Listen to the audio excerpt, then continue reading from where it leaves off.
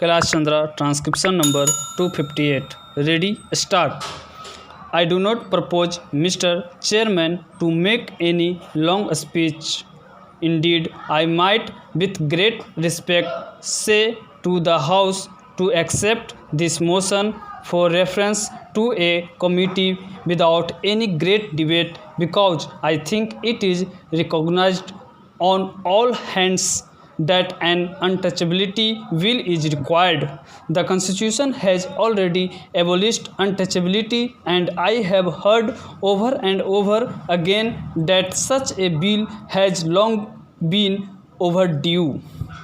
I noticed that one of the amendments tabled is that I most respectfully suggest that this procedure might be useful where there may be a possibility of a difference of opinion, and one current of public opinion is following.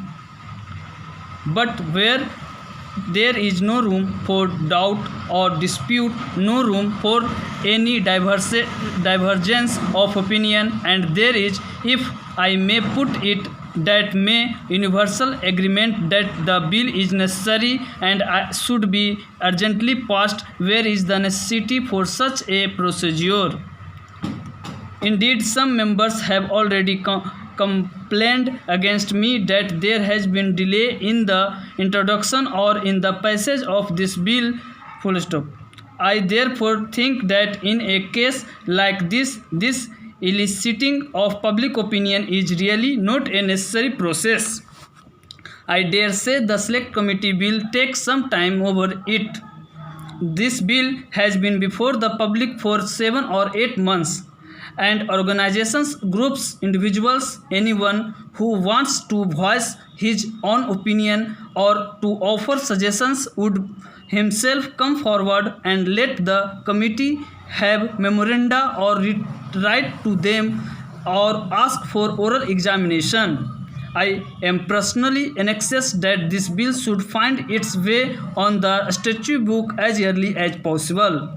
I would have really liked to put through this bill in the last session, but there was such congestion of legislative business that it could not be brought forward at that time. That is about this small matter of referring the bill for eliciting public opinion by a certain date. Now I imagine honorable members have read through the bill and also the statement of objects and reasons.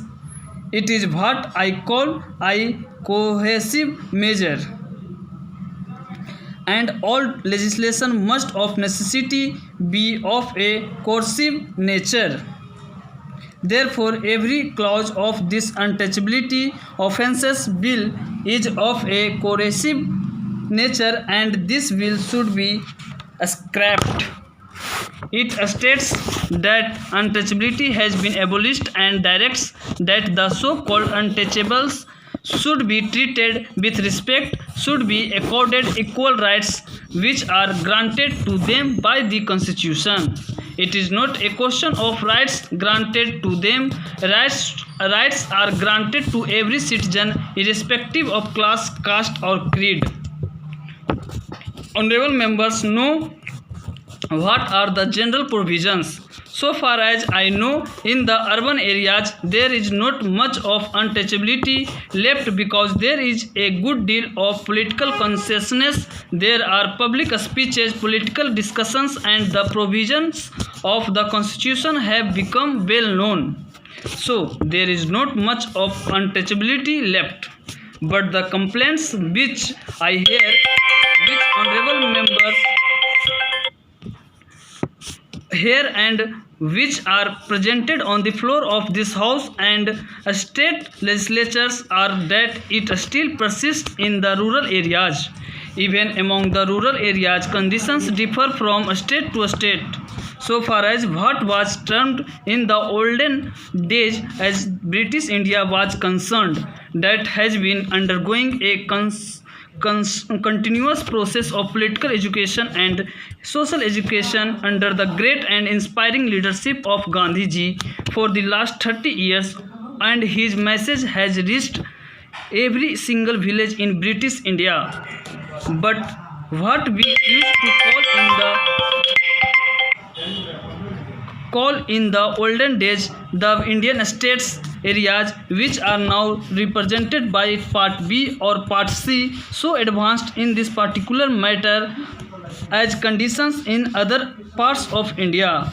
In Rajasthan, Madhya Pradesh, Punjab, and other places, all things are still persist. In these matters, progress is bound to be slow, and a good deal of propaganda and persuasion is required. And what is more necessary is a personality. The man who preaches should be one who inspires respect and variations. If he goes and conveys the message, people listen to him.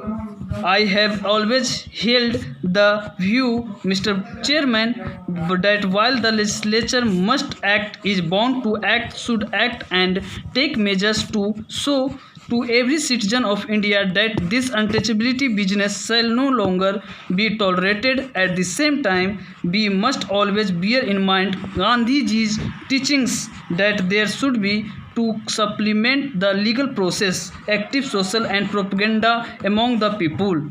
This was what I intended to say. I will not take any more of your time. I do not entreat that we should get along with this bill as quickly as possible.